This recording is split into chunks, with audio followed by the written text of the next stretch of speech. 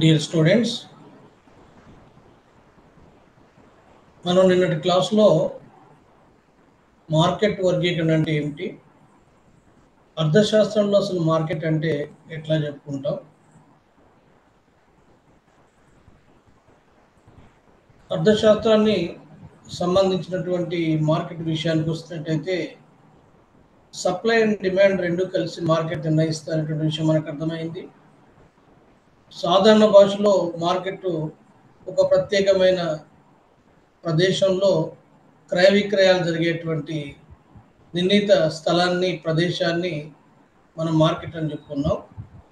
కానీ అర్థశాస్త్రంలో మార్కెట్కు ఒక బ్రాడ్ మీనింగ్ ఉంది, విస్తృతమైన అర్థం ఉంది. అది డిమాండ్ సప్లైలు కలిసి మార్కెట్ నిర్ణయిస్తున్న విషయాన్ని మనం చెప్పుకుంటూ, డిమాండ్ పరిమాణాన్ని బట్టి 3 రకాల మార్కెట్లు, అది local market and national market, world market లేదా ఇంటర్నేషనల్ మార్కెట్. పోటీని బట్టి, అంతకంటే ముందు కాలాన్ని బట్టి మార్కెట్ వర్గీకరణ విషయానికి ఇచ్చినట్టయితే market period, short run period and long run period. పోటీని బట్టి సంపూర్ణ పోటీ, అసంపూర్ణ పోటీ. మళ్ళీ అసంపూర్ణ పోటీ మార్కెట్లో మోనోపాలిస్టిక్ కాంపిటీషన్, ఒలిగోపలి, డియోపలి, మోనోప్సనీ, బైలాటరల్లీ మోనోపలి అనేటువంటి ఈ మార్కెట్ యొక్క స్ట్రక్చర్ మనం చూసాం. అయితే importance of time and element determination of price. సమయం అంటే కాలాన్ని బట్టి మార్కెట్ వర్గీకరణ చేసేటప్పుడు టైంకు ఉన్నటువంటి ఇంపార్టెన్స్ని మార్షల్ చెప్పుకుంటూ, మార్కెట్ కాలంలోనైతేనేమో, మార్కెట్ కాలం అంటే డిమాండ్లో మార్పు వచ్చినప్పుడు సప్లైలో ఏమాత్రం మార్పు రాకపోతే దాన్ని మార్కెట్ కాలం అన్నాం. ఆ కాలంలో ధర నిర్ణయంలో డిమాండ్ ప్రాబల్యం ఎక్కువ ఉంటుందని, అంటే డిమాండ్ పెరిగితే ధర పెరుగుతుంది, డిమాండ్ తగ్గితే ధర తగ్గుతుంది అనేటువంటి విషయాన్ని మనం మార్కెట్ పీరియడ్ సప్లై ఓవై అక్షానికి సమాంతరంగా ఉంటుందని. స్వల్పకాలంలో చరకారకాలు, స్థిరకారకాలు, అంటే చరవ్యయాలు, స్థిర వ్యయాలు రెండు ఉండటం వలన స్థిర వ్యయాలు ఎట్లాగో మార్చలేం కాబట్టి చరవ్యయాల్ని మార్చడం ద్వారా డిమాండ్లో మార్పు అనుగుణంగా పూర్తి కాకుండా కానీ కొంత మేరకు సప్లైలో మార్పు తీసుకురావచ్చు అనేటువంటి విషయాన్ని మనకు షార్ట్ టర్మ్ పీరియడ్లో చెప్పుకుంటున్నాం. షార్ట్ టర్మ్ సప్లై ఓవై అక్షానికి సమాంతరం కాకుండా ఇది పాజిటివ్ స్లోప్ కలిగి ఉంటుంది. మార్కెట్ పీరియడ్ సప్లై అయితేనేమో అది వర్టికల్గా ఉంటుంది, ఓవై అక్షానికి సమాంతరంగా ఉంటుంది. డిమాండ్లో మార్పు వచ్చినా సప్లైలో ఏ మాత్రమూ మార్పుకు అవకాశం లేదు. అయితే సప్లై రేఖ, షార్ట్ టర్మ్ సప్లై రేఖ విషయానికి వచ్చినట్లయితే ఇది పాజిటివ్ స్లోప్ కలిగి ఉంటుంది. అయితే డిమాండ్ మారిన మేరకు సప్లైలో మార్పుకు అవకాశం ఉండదు. కొంత మేరకు మార్పు ఉంటుంది కానీ డిమాండ్ మేరకు ఉండదు. కాబట్టి అక్కడ నిర్ణయమైనటువంటి ధర మార్కెట్ ధర కంటే తక్కువ ఉంటుంది, కానీ ప్రారంభ ధర కంటే ఎక్కువ ఉంటుంది. మార్కెట్ కాలంలో మాత్రం 2 రకాల వస్తువులను చెప్పుకున్నాము, perishable goods and non perishable goods. Perishable గూడ్స్కు డిమాండ్ తగ్గే కొద్ది ధర తగ్గుతుంది, కానీ నాన్ పెరిషబుల్ గూడ్స్కు ఆ డిమాండ్ తగ్గే కొద్ది ధర తగ్గినప్పటికీ కూడా దానికి ఒక లిమిట్ ప్రైస్ ఉంటుంది, దాన్ని మనం రిజర్వ్ ప్రైస్ అన్నాం. అంతకంటే తక్కువ అయితే వాళ్ళు అమ్మరు, ఎందుకంటే అవి వస్తువులు నశ్వరం కాబట్టి, అవి చెడిపోవు కాబట్టి వాటికి రిజర్వ్ ప్రైస్ ఉంటుంది. ఈ తేడాన్ని మీరు గుర్తుంచుకోవాలి. అయితే లాంగ్ రన్ విషయానికి వచ్చినట్లయితే లాంగ్ రన్ రేఖలు ఎట్లా ఉంటాయి అనే దానికి అది పాజిటివ్ స్లోప్ కలిగి ఉంటాయి, తర్వాత ఓఎక్స్ అక్షానికి సమాంతరంగా ఉంటాయి. అది నెగిటివ్ స్లోప్ కూడా కలిగి ఉంటుంది ఒక్కోసారి. మామూలుగా అయితే సప్లై రేఖ పాజిటివ్ స్లోప్ ఉండాలి, ఎస్ఆర్ఎస్ రేఖ పాజిటివ్ స్లోప్ ఉంటుంది, కానీ పాజిటివ్ స్లోప్లో కొద్దిగా అది ఓవై అక్షానికి భాగానికి అది బెండ్ అయి ఉంటుంది, అంటే కొద్దిగా స్టీప్గా ఉంటుంది, కొంచెం నిటారుగా ఉంటుంది. మరీ నిటారుగా ఓవర్ యాక్షన్ కాకుండా కొంత నిటారుగా ఉంటుంది. కానీ లాంగ్ రన్ సప్లై కర్వ్ అది ఫ్లాట్గా ఉండేటువంటి అవకాశం ఉంది. ఓఎక్స్ అక్షానికి సమాంతరంగా ఉండేటువంటి అవకాశం ఉంది. ఇంకా నెగిటివ్స్లో కూడా కలిగేటువంటి అవకాశం ఉంటుంది. అయితే ఈ 3 రకాల షేప్స్ లాంగ్ రన్ సప్లై కర్వ్కి ఎందుకు ఉంటాయనేది డిపెండ్స్ అపాన్ కాస్ట్. అంటే అవి ఉత్పత్తి చేసే కొద్దీ మొట్టమొదటిలో ఒకవేళ వ్యయాలు తగ్గితే పాత ప్రారంభ ధర కంటే కూడా తక్కువ అమ్మడానికి వీలు ఉంటుందని, ఒకవేళ కాన్స్టాంట్ కాస్ట్ ఉంటే లేదా కాన్స్టాంట్ రిటర్న్స్ ఉంటే ప్రారంభ ధరతో సమానంగా అమ్మొచ్చని, ఒకవేళ ఇంక్రీజింగ్ కాస్ట్ కనుక ఉన్నట్లయితే ప్రారంభ ధర కంటే కొంచెం ఎక్కువ కానీ మార్కెట్లో పెరిగినటువంటి ధర కన్నా స్వల్పకాలిక ధర కన్నా తక్కువ ఉంటుంది అనేటువంటిది మనం లాస్ట్ క్లాస్లో నిన్నటి క్లాస్లో చెప్పుకున్నటువంటి అంశం. అయితే మీకు ఆ రేఖాపటాల మీద తప్పనిసరిగా మీకు గ్రిప్ ఉండాలి. ఎల్ఆర్ఎస్ ఎట్లా గీయాలి, ఎస్ఆర్ఎస్ ఎట్లా గీయాలి, ఎంపీఎస్ ఎట్లా గీయాలి, మార్కెట్ పీరియడ్ సప్లై మనం ఓఎక్స్ఆర్కి సమాంతరంగా గీస్తాం. ఎస్ఆర్ఎస్ అనేది కొంచెం స్టీప్గా పాజిటివ్ స్లోప్లో గీస్తాం. కానీ ఎల్ఆర్ఎస్ గీసేటప్పుడే అది 3 రకాల వాల్ ఉంది. ఒకటేమో పాజిటివ్ స్లోప్ ఫ్లాటర్గా ఉంటుంది ఎస్ఆర్ఎస్ కంటే, కొంచెం అది ఎస్ఆర్ఎస్ స్టీప్గా ఉంటే ఇది ఫ్లాట్గా ఉంటుంది, అంటే బల్లబర్పుగా ఉంటుంది. ఎట్లా ఉందని మనం ఒక్కసారి మనం రఫ్లో కూడా చేసి చూపిద్దాం. మీరు వీటి ఈ రేఖాపటాలని ప్రాక్టీస్ చేసిందంటే 1-2 సార్లు మీరు చేస్తే వాటి యొక్క షేప్స్ ఎట్లా ఉంటాయి, వాటి ధరలు ఎట్లా నిర్ణయమవుతుంది అనేది మనకు చాలా స్పష్టమైనటువంటి అవగాహన వచ్చేటువంటి అవకాశం ఉంది. దాన్ని ఒకసారి మనం బోర్డు మీద చూసిన తర్వాత ఈరోజు సంపూర్ణ పోటీ మార్కెట్ లక్షణాలు, సంపూర్ణ పోటీ మార్కెట్లో సంస్థ సమతుల్యం ఎట్లా జరుగుతుంది, సంపూర్ణ పోటీ మార్కెట్లో ధర ఎట్లా నిర్ణయమవుతుంది, ధర నిర్ణయం ఇంతకుముందే మనం చెప్పుకున్నాం. సప్లై డిమాండ్లు ఎక్కడైతే సమానం అవుతాయో ధర నిర్ణయం అవుతుంది. అయితే సప్లై డిమాండ్లు జనరల్గా ఫంక్షన్ చేసినాం. మామూలుగా 1, 2, 3, 4, 5, 5, 4, 3 ఉన్నప్పుడు సప్లై డిమాండ్లు చేసి వేయడం అనేటువంటిది సాధారణంగా మనం ఇంటర్మీడియట్ డిగ్రీ చేసేటువంటివి. కొంచెం అట్లా కాకుండా మీకు ఇచ్చినటువంటి పీడిఎఫ్లో కూడా డిమాండ్ అండ్ సప్లై ఫంక్షన్లు వేసి వాటి ఆధారంగా డిమాండ్ రేఖలు సప్లై రేఖలు గీసి సమతుల్య ధర ఎంత, సమతుల్య వస్తురాశి ఎంత అనేది దాంట్లో మీకు పేర్కోవడం జరిగింది. మీరు ఫంక్షన్స్ అంటే సమీకరణాల ద్వారా సమతుల్య ధరని కనుక్కోవడానికి ప్రయత్నం చేస్తే దాని మీద లెక్కలు కూడా వస్తాయి. 1-2 సార్లు అంటే మీరు పర్ఫెక్ట్ అయితే ఇబ్బంది ఉండదు. ఇప్పుడు మనం మార్కెట్ పీరియడ్ ఎట్లా ఉంటుంది, షార్ట్ రన్ పీరియడ్ ఎట్లా ఉంటుంది, లాంగ్ రన్ పీరియడ్ ఎట్లా ఉంటుంది అనేటువంటి విషయాన్ని చూద్దాం. ముందు మార్కెట్ పీరియడ్ చూద్దాం. సులభమైనప్పటికీ కూడా మనం 1-2 సార్లు మీరు చేయండి, వచ్చేస్తుంది. మార్కెట్ పీరియడ్లో ఓవైయాక్షానికి సమాంతరంగా సప్లై రేఖ ఉంటుంది. దీన్ని మనం మార్కెట్ పీరియడ్ సప్లై అంటాం. ఇది సప్లై రేఖ. ఇది ఓక్యూ వస్తురాశి.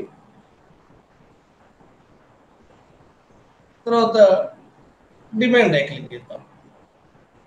ఒక డిమాండ్ రేఖను గీద్దాం. డిమాండ్ రేఖ నుంచి కుడి కింది వాలింది. డిమాండ్ పెరిగితే పై వైపు పోద్ది, డిమాండ్ తగ్గితే డిమాండ్ రేఖ కింది వైపు వస్తుంది. దీన్ని మనం ఓ యాక్షన్, ఇది డిడి డిమాండ్, ఇది D1 అందాం, ఇది D2 అందాం. తర్వాత వీటి ప్రైస్ డిసైడ్ చేద్దాం. డిమాండ్ సప్లై రెండు సమానమైనటువంటి బిందువు ఇది ఒకటి, డిమాండ్ సప్లైలు సమానమైనటువంటి ఇక్కడ ఒకటి, డిమాండ్ సప్లైలు సమానమైనటువంటివి ఇక్కడ ఒకటి. వీటిని ప్రైస్ కూడా పెడతాం. మనం దీన్ని ఒక 100 డిమాండ్ అనుకుందాం. ఇది 10 రూపాయల ధర అనుకుందాం. పెరిగితే 15, తగ్గితే 5. ఇట్లా మనం నిన్న ఎగ్జాంపుల్ కూడా చెప్పుకున్నాం.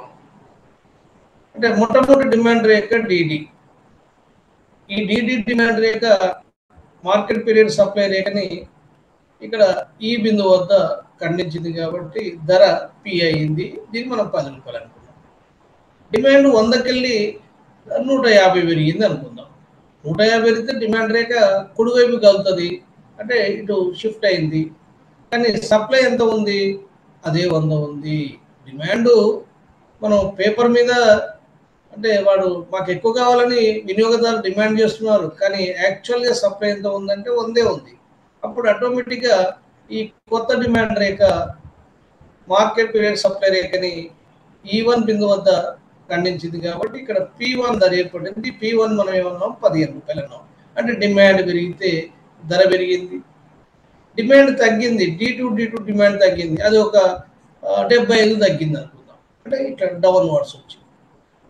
70 తగ్గినప్పుడు ఈ కొత్త డిమాండ్ రేఖ E2 బిందువు వద్ద ఖండించింది. ధర దీన్ని P2 అన్నాం. 5 రూపీస్. వీటినే 5 రూపీస్ అన్నాం. అంటే ఏమైంది? డిమాండ్ పెరిగితే ధర పెరిగింది, డిమాండ్ తగ్గితే ధర తగ్గింది. కనుక మార్కెట్ పీరియడ్లో దేని ప్రాబల్యం ఎక్కువ ఉంది? డిమాండ్ ప్రాబల్యం. డిమాండ్ ప్రాబల్యం. అయితే దీంట్లో మామూలుగా నశ్వర వస్తువులు, అనశ్వర వస్తువులు కనుకుంటే ఇది జనరల్గా పెరిషబుల్ గూడ్స్ సంబంధించినటువంటి, అంటే నశ్వర వస్తువుల విషయంలో ఇట్లా ఉంటుంది. నశ్వర వస్తువులు. మరి అనశ్వర వస్తువులు ఎట్లా ఉండడానికి అవకాశం ఉంది?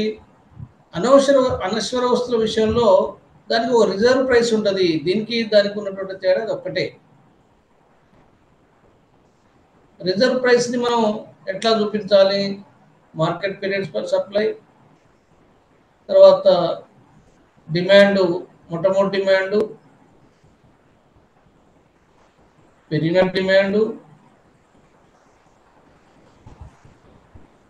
తగ్గిన డిమాండ్. అయితే గుర్తుంచుకోవాల్సిన అవసరం ఏంటంటే ఈ యొక్క సప్లై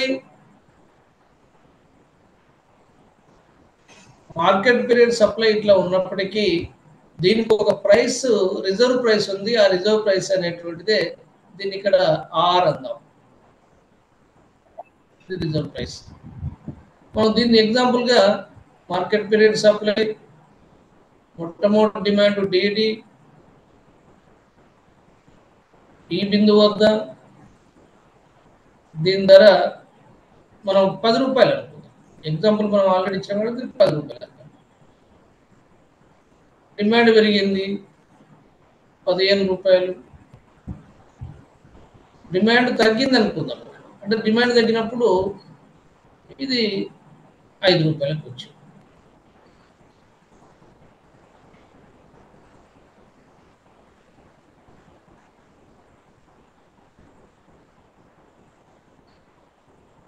డిమాండ్ తగ్గినప్పుడు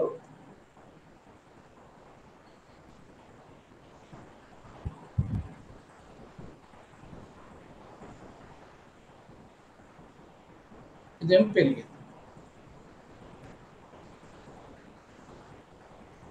న్యూమరికల్ ఇద్దాం. ఇది మొట్టమొదటి డిమాండ్ 10 రూపాయలు, పెరిగిన డిమాండ్ D2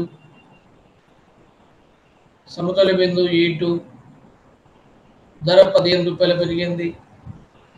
డిమాండ్ D2 తగ్గింది. సరే, ఇక D2 అంటే ఇక D2 అందాం. ఇక్కడ ఎట్లా పెట్టాం, ఇక్కడ అట్లా పెట్టాలని ఏం లేదు. మనం D2 పైన అంటే కింద D1 అందాం. ఖచ్చితంగా ఏం కాదు. ఇక్కడ E1, దీన్ని 5 రూపాయలు అందాం. అయితే ఇది డిమాండ్ ఇక్కడ తగ్గుతూ ఉంటే ఈ మార్కెట్ పీరియడ్ సప్లై ఏ పక్షంలో ఇంతకంటే ధర తక్కువ ఉన్నటువంటి డిమాండ్ ఉండదు.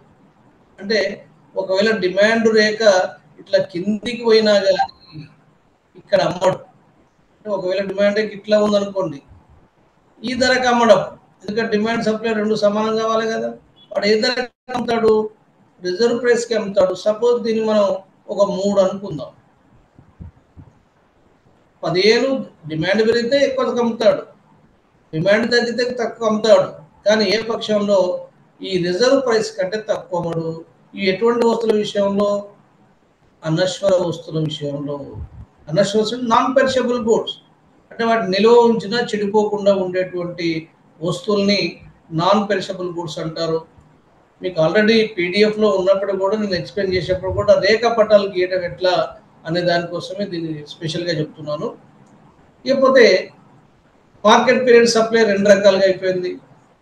షార్ట్ రన్ సప్లైకి సంబంధించింది కూడా చూద్దాం. షార్ట్ రన్ సప్లై అయ్యేటప్పుడు మళ్ళీ పెరిగింది తగ్గింది కాకుండా కేవలం పెరిగింది మాత్రమే తీసుకుంటే, ఎందుకంటే 2 తీసుకుంటే రేఖాపటం అనేది జిగ్జాగ్ అయింది కాబట్టి ఇప్పుడు ఒకటి పెరుగుదల మాత్రమే తీసుకుందాం. మార్కెట్ పీరియడ్ తప్పనిసరిగా దీంట్లో కూడా తీసుకోవాల్సిందే. తర్వాత మొట్టమొదటి డిమాండ్, రెండవ డిమాండ్, పెరిగిన డిమాండ్, తర్వాత ఎస్ఆర్ఎస్ రేఖ డెఫినెట్గా మొట్టమొదటి ఉన్నటువంటి ఈ బిందువుకునే ఖండించుకుంటూ పోవాలి. మొట్టమొదటి ప్రారంభ ధర ఉంది కదా, ఆ ధరకి వెళ్ళి ఖండించుకుంటూ పోవాలి. ఇట్లా ఇది పాజిటివ్ స్లోప్ ఉండాలి. ఇప్పుడు వీటి గుర్తిద్దాం. ఇది market period supply, short run supply curve, మొట్టమొదటి డిమాండ్ రేఖ డిడి, పెరిగినటువంటి D1 మొట్టమొదటి ధర 10 రూపాయలు అనుకుందాం, అంటే పి అందాం. పి అందాం, 10 రూపాయలు కూడా అందాం, 2 రకాలు చెప్పుకోదు మనం. పెరిగినటువంటి ధర, పెరిగిన ధర అంతా ఇక్కడ మనకు దీన్ని పి అంటే దీన్ని P1 అందాం. ఇక్కడ పి అంటే అర్థం ఏంటిదంటే 10 రూపీస్ అనుకుందాం. P1 అంటే ఎంత అనుకుందాం? 15 రూపాయలు అనుకుందాం. ఓక్యూని ఎంత అనుకుందాం? 100 అనుకుందాం. అంటే న్యూమరికల్ ఎగ్జాంపుల్ తీసుకుంటే మీకు ఈజీగా ఉంటుంది. ఇప్పుడు మార్కెట్ పీరియడ్ సప్లై రేఖను గీసినాం. ఇప్పుడు కొత్తగా ఏం గీసాం మనం? షార్ట్ టర్మ్ సప్లై రేఖ. షార్ట్ టర్మ్ సప్లై రేఖను ఎట్లా గీయాలి? ఇది పాజిటివ్ స్లోప్ లో ఉంది, అంటే సప్లైలో కొంత మార్పుకు వీలుంది. ఈ కొత్త ఎస్ఆర్ఎస్ రేఖ D1 రేఖని ఎక్కడ ఖండించింది? E1 బిందువు వద్ద ఖండించింది. ఇది డెఫినెట్గా ఎక్కడికి వెళ్ళి రావాలి? ఈ నుంచే రావాలి. కూడా ఇది కూడా ఇది ఎక్కడికి వెళ్ళో ఇట్లా ఇట్లా ఇట్లా తీయొద్దు, డెఫినెట్గా దీంట్లోకి వెళ్ళి రావాలి. అట్లా వస్తేనే ఆ రేఖాపటం కరెక్ట్ అయింది. మీరు ఎప్పుడైనా కానీ LRS కానీ MPS కానీ మళ్ళీ తర్వాత వచ్చేటువంటి రేఖలు కానీ అవి ప్రారంభం డిమాండ్ డిడి ఉన్నటువంటి ఈ బిందువు గుండానే వెళ్ళాలి. అంటే ఇప్పుడు ఏమైంది ఇక్కడ ఎస్ఆర్ఎస్ రేఖ విషయానికి వచ్చినట్లయితే సప్లైలో కొంత మార్పు తీసుకొచ్చిండ్రు. ఎంత మార్పు తీసుకొచ్చింది ఇక్కడ అంటే Q నుంచి Q1 మార్పు తీసుకొచ్చు. దీన్ని ఏమందా మనం 125 120, అంటే మనకు 150 పెరిగింది డిమాండ్. ఇంతకుముందు మనకు మార్కెట్ పీరియడ్ అట్లా పెట్టిన 150 పెరిగింది, కానీ మొత్తం 150 పెంచడం లేదు. వాళ్ళు ఎంత పెంచగలిగినారు? 125కే పెంచిండ్రు. 125 పెంచడం వల్ల మరి ధర ఏమైంది? ఇప్పుడు కొత్త ధర ఏర్పడింది. ఆ కొత్త ధర ఏదంటే ఇక్కడ మనం ఏమన్నాం? P1 అన్నాం కదా, దీన్ని E2 అన్నాం. ఇక్కడ సేమ్ వస్తుంది కాబట్టి ఇక్కడ E2 అందాం. ఇక్కడ ఆల్రెడీ E1 అన్నాం కాబట్టి P1 అన్నాం. దీన్ని అప్పుడేమనొచ్చు? P2 అనొచ్చు. డబల్ మనం ఇచ్చేటువంటి అల్ఫాబెటికల్ డబల్ కాకుండా చూసుకోండి. ఇక్కడ D1 అన్నాం కాబట్టి ఇది ఇక్కడ E1 అన్నాం. మరి ఇక్కడ కొత్త రేఖ లేదు కాబట్టి E2 అని కూడా ఈ బిందువు మనం ఇవ్వచ్చు. దీన్ని P2 అన్నాం. ఇప్పుడు దీన్ని ఎంత అనుకుందాం మనం? ఈ 15కు 10 మధ్యలో ఒక 12 తీసుకుందాం మనం. 12, 13 ఎంత తీసుకోవచ్చు. అంటే షార్ట్ టర్మ్ సప్లైలో ఏమైంది? ఇక్కడ Q నుంచి Q1కు సప్లైని పెంచిండ్రు. సప్లై పెరిగింది. అప్పుడు ధర ఏమైంది, P1 నుంచి P2కు తగ్గింది. ఇక్కడ అంటే 15 రూపాయలకి వెళ్ళి ఎంత తగ్గింది, 12 తగ్గింది. 12 12 తగ్గింది. దీనికి కారణం ఏంది, వచ్చినటువంటి మార్పు ఇక్కడ మనం ఏదైతే 25 అనుకుంటున్నామో ఈ క్యూ నుంచి Q1కి వచ్చిన మార్పు. అంటే మొత్తం సప్లై ఎంత, OQ1. అంతకుముందు ఎంత ఉండే, OQ ఉండే. అంటే QQ1 పెరుగుదల. QQ1 పెరుగుదల ఎంత అన్నట్టు మనకి ఇక్కడ ఎగ్జాంపుల్ న్యూమరికల్ గా 25. 20. అంటే ఇక్కడ SRS రేఖ, MPS రేఖ మనకు షార్ట్ టర్మ్ సప్లై కాబట్టి ఇప్పుడు మనకి ఏమర్థం కావాలంటే డిమాండ్లో మార్పు వచ్చినప్పుడు సప్లైలో కొంత మేరకు మార్పు వచ్చింది. దేని మార్చడం ద్వారా మార్పు వచ్చింది, చెరవేయాలు మార్చడం ద్వారా వచ్చింది. అప్పుడు ధర ఏమైంది, 15 రూపాయలకి వెళ్ళి 12 రూపాయలకు తగ్గింది.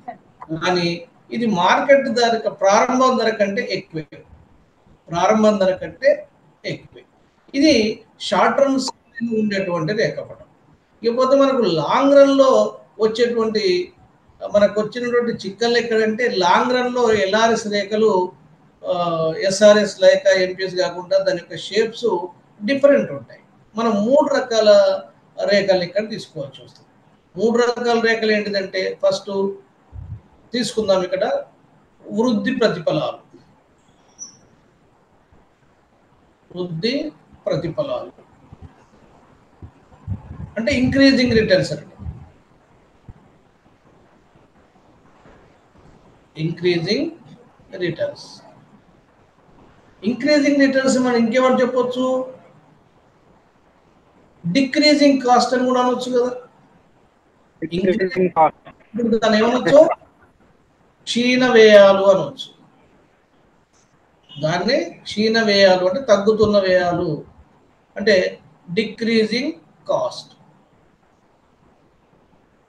మనకు చిన్న ఎగ్జాంపుల్ తీసుకుందాం. అంటే బండ గుర్తుగా ఎగ్జాంపుల్ ఏంటిదంటే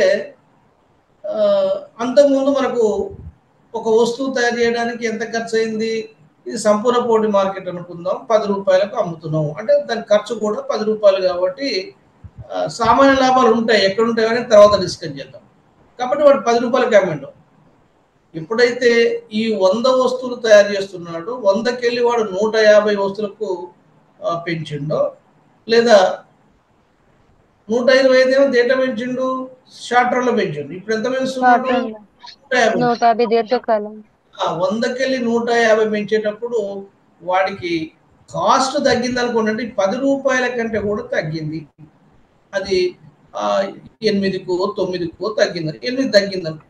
అంటే ఒక్కొక్క వస్తువు మీద అయ్యేటువంటి ఖర్చు 8 రూపాయలు తగ్గినప్పుడు వాడు ఏం చేస్తాడు, 10 రూపాయల కంటే కూడా తక్కువ అవుతాడు. అంటే దాన్ని డిక్రీజింగ్ కాస్ట్ లేదా ఇంక్రీజింగ్ రిటర్న్స్ అంటాం.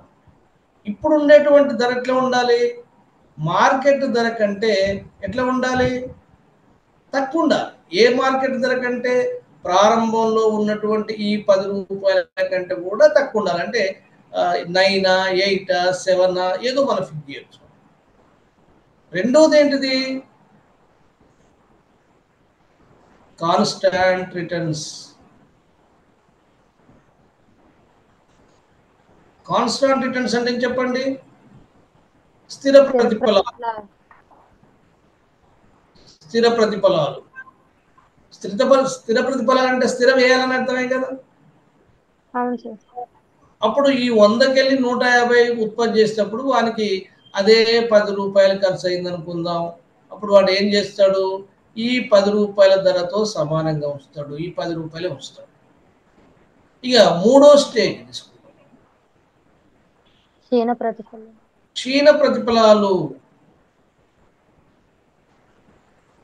క్షీణ ప్రతిఫలాలు అన్నప్పుడు అర్థమైంది, డిక్రీజింగ్ కాస్ట్, ఇంక్రీజింగ్ కాస్ట్, వృద్ధి వ్యయాలు. అంటే ఈ 10 రూపాయలు కాకుండా వానికి ఎక్కువ ఖర్చు అయింది, 10, 11, 12 అట్లా 11 రూపాయలు ఖర్చు అయింది, 11 రూపాయలకి అమ్ముతాడు. అంటే ఇక్కడనేమో 10 కంటే తక్కువకు అమ్ముతాడు, ఇక్కడనేమో 10తో సమానంగా అమ్ముతాడు, ఇక్కడ నేను 10 కంటే ఎక్కువ అమ్ముతాడు, కానీ మార్కెట్ పీరియడ్ కంటే షార్ట్ టర్మ్ సప్లై కంటే తక్కువ ఉండాలి. 10 రూపాయల కంటే ఎక్కువ ఉండాలి, కానీ మార్కెట్ పీరియడ్ ఎంత ఉంది? 15 ఉంది. షార్ట్ టర్మ్ ఎంత అనుకున్నాం మనం? 12 అనుకున్నాం. కాబట్టి ఓ 11 రూపాయలు అమ్మాల్సి వస్తుంది. అంటే 3 రకాల ధరలు ఉంటాయి. 3 రకాల ధరలు ఉన్నప్పుడు మనకు లాంగ్ రన్ సప్లై కర్వ్ ఎన్ని రకాలుగా ఉంటుంది? 3 రకాలుగా ఉంటుంది. ఎప్పుడైతే 3 రకాల ధరలు ఉన్నాయో వాటికి సంబంధించినటువంటి రేఖాపటాలు కూడా 3 రకాలుగా లాంగ్ రన్ సప్లై ఉండాలి. ఇది ఇక్కడ మీరు దీన్ని చేస్తే పర్ఫెక్ట్ అన్నట్టు. ఇప్పుడు ఎట్లా చేయాలో చూపిస్తాను.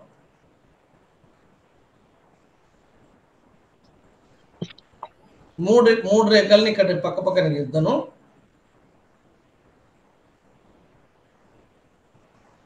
వీటికి అంతా కూడా మనం లాజిక్తో గీసేటువంటివే.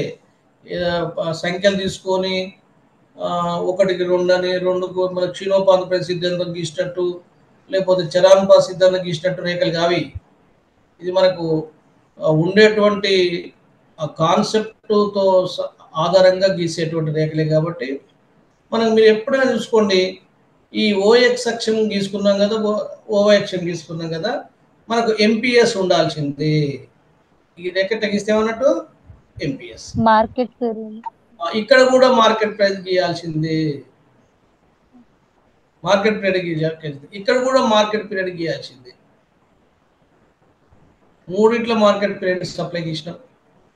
తర్వాత ఇక్కడ ఒక డిమాండ్ రేఖను గీస్తున్నాం, మొట్టమొదటి డిమాండ్ రేఖ. ఇక్కడ కూడా మొట్టమొదటి డిమాండ్ రేఖను గీస్తున్నాం. ఇక్కడ కూడా మొట్టమొదటి డిమాండ్ రేఖను గీస్తున్నాం. డిమాండ్ రేఖ మొట్టమొదటిది. డిమాండ్ పెరిగింది, ఇక్కడ కూడా డిమాండ్ పెరిగింది. ఇక్కడ కూడా డిమాండ్ పెరిగిన డిమాండ్ చూపిస్తున్నాం.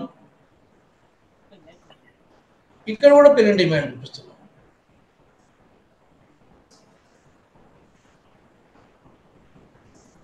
ఇక్కడ కూడా పెరిగిన డిమాండ్ చూపిస్తున్నాం. ఓకే, ఇప్పుడు ఇంకొక రేఖ అంటే తర్వాత గుర్తులు పెడతాము. ఎంపీఎస్ గీసినాము, డిడిడిడి గీసినాము. చూడండి, ఇది ఎంపీఎస్, ఇది D D D one D one O Q Y O Q O Q Y MPS MPS DD D one D one DD D one D one. ఇక్కడ ఈ ఇక్కడ ఈ ఇక్కడ కూడా ఈ ఇక్కడ E1, తర్వాత ఇక్కడ E1, ఇక్కడ E1. ఈ గుర్తులు కూడా పెడదాం, మనం ధరలు కూడా పెడదాం. ఇక్కడ ఈ ధర, ఇక్కడ ఈ ధర.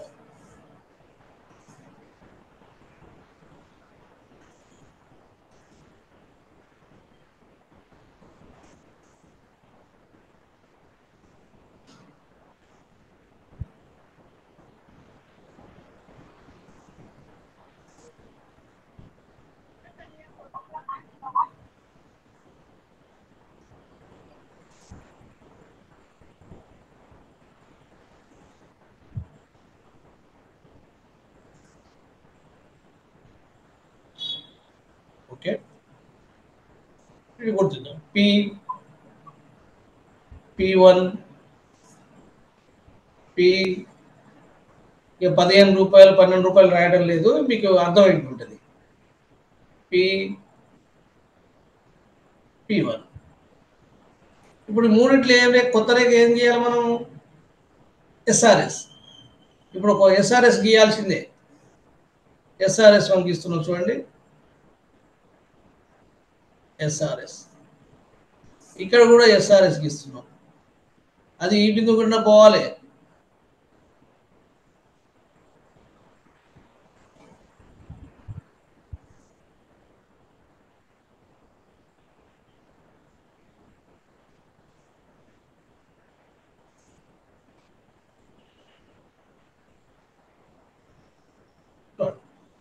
దీన్ని ఎస్ఆర్ఎస్ అందాం.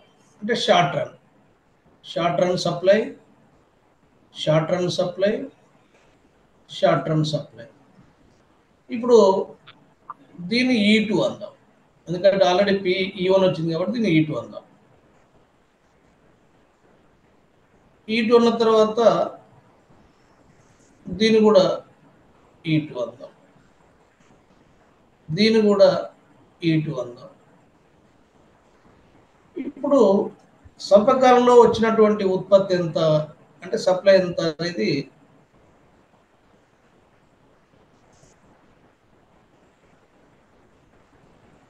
ఇట్లా తీసుకున్నాం. E2కి వెళ్ళి తీసుకుంటున్నాం డైరెక్ట్గా, అంటే కొత్త డిమాండ్ రేఖ, ఎస్ఆర్ఎస్ రేఖ. దీన్ని ఇక్కడ E2 అన్నాం కాబట్టి ఇక్కడ Q2 అనొచ్చు, ఇబ్బంది ఏం లేదు. Q2 ఎందుకంటే Q1 అనేటువంటి దానికి సప్లైలు పెరగలేదు. ఇప్పుడు కొత్త ధర ఎంత అంటే ఎస్ఆర్ఎస్లో ఉన్న ధర ఎంత అంటే చూడండి, ఇక్కడ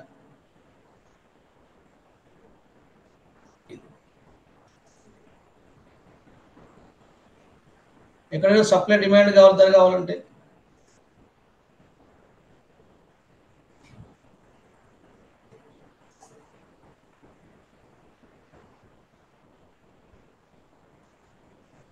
వాటికి మనం ధరని P2 అనవచ్చు.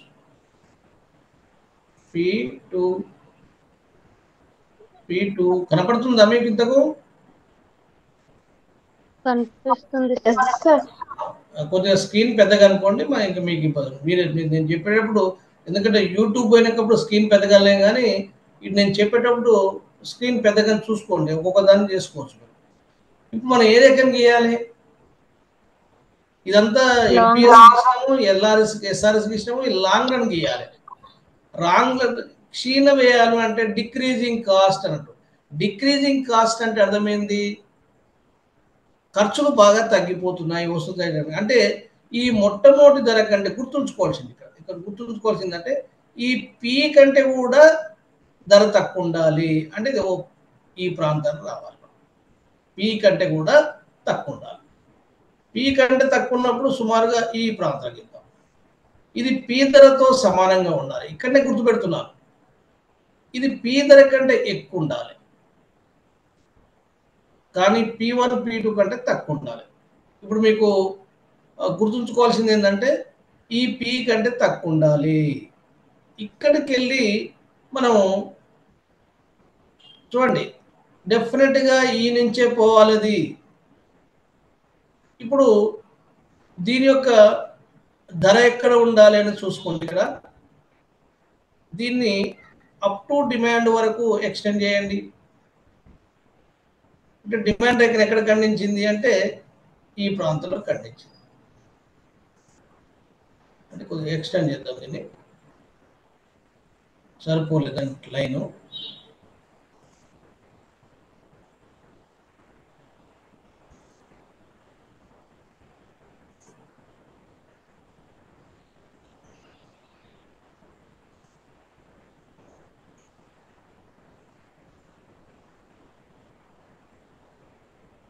ఇక్కడ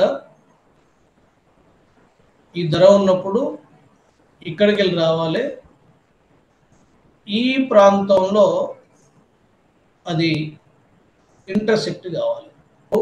మనం గీసేటువంటి ఎల్ఆర్ఎస్ రేఖ ఫస్ట్ ఈకెళ్ళి స్టార్ట్ కావాలి. ఈ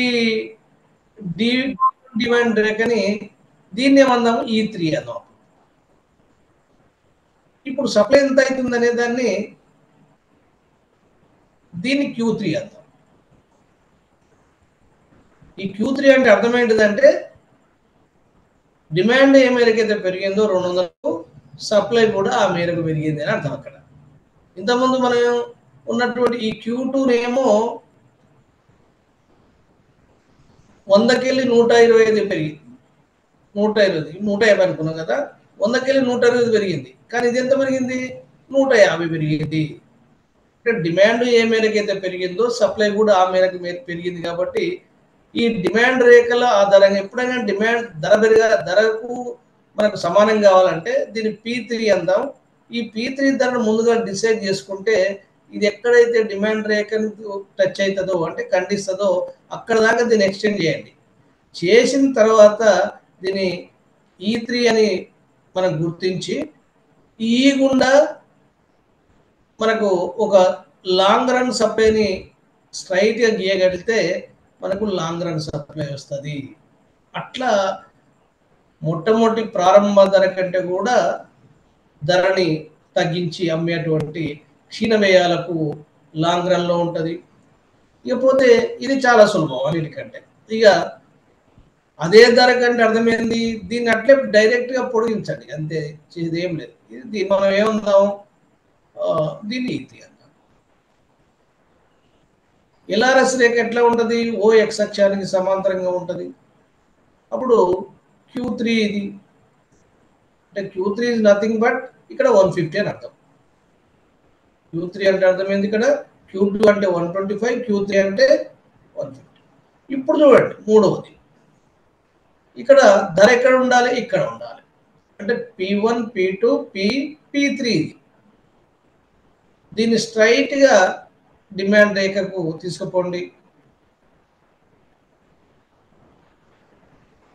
దీన్ని E3 అనండి.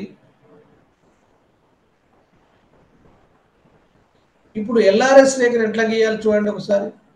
LRS రేఖ అంటే ఈ నుంచి పోవాలి, E3కుల్లో పోవాలి, ఈ నుంచి E3కి వెళ్ళిపోవాలి. ఇప్పుడు చూస్తే గీస్తున్నా చూడండి ఒకసారి. ఈ నుంచి స్టార్ట్ చేసి అంటే ఈ కొంచెం యువతలకి వెళ్ళి మనం మరీ ఈ దగ్గరికి వెళ్ళి కాకుండా కొద్దిగా ముందు ఇటుకెళ్ళి ఇక్కడికి వెళ్ళి తీసుకొని E3కి వెళ్ళి ఇట్లా మనం చేస్తే వచ్చినటువంటి రేఖని LRS రేఖ అంటాం. ఇప్పుడు ఈ LRS రేఖ ఎట్లా ఉంది, నెగిటివ్ స్లోప్లో ఉంది. అంటే ఎడమ కిందికి వాలి ఉంది. అంటే మామూలుగా సప్లై రేఖ డిమాండ్ రేఖ లాగా ఉండదు, కానీ లాంగ్ రన్లో తగ్గుతున్నటువంటి వ్యయాలు కనుక ఉంటే, క్షీణిస్తున్న వ్యయాలు కనుక ఉంటే, పాత ప్రారంభం ధర ఏదైతే ఉందో దానికంటే కూడా తగ్గినటువంటి పరిస్థితి ఇక్కడ కనపడుతుంది. అంటే ఇది 10 రూపాయలు అనుకుంటే 10 కంటే కూడా తక్కువ అమ్మేటువంటి అవకాశాలు ఉంటాయి. అప్పుడు ఆ రేఖ ఎట్లా ఉంటుంది అంటే LRS రేఖ నెగిటివ్ స్లోప్లో ఉంది. ఇక ఇక్కడ ఉన్నటువంటి రేఖ ఇది OX అక్షానికి సమాంతరంగా ఉంది.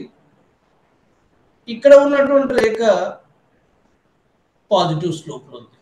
మామూలుగా పాజిటివ్ స్లోప్లో ఉండడం అనేటువంటిదే సప్లై రేఖ ఉన్నటువంటి లక్షణం. లాంగ్ రన్ సప్లై రేఖ ఈ ప్రారంభం ధర కంటే ఎక్కువ ఉంది, కానీ మార్కెట్ పీరియడ్ షార్ట్ రన్ కంటే కూడా తక్కువ ఉంది అనేటువంటిది మనకు మూడవ రేఖాపటం చెప్తుంది. అంటే మూడోది మనకి ప్రతిసారి కూడా MPS గీయాల్సి వస్తుంది, SRS గీయాల్సి వస్తుంది, తర్వాత LRS గీయాల్సి వస్తుంది.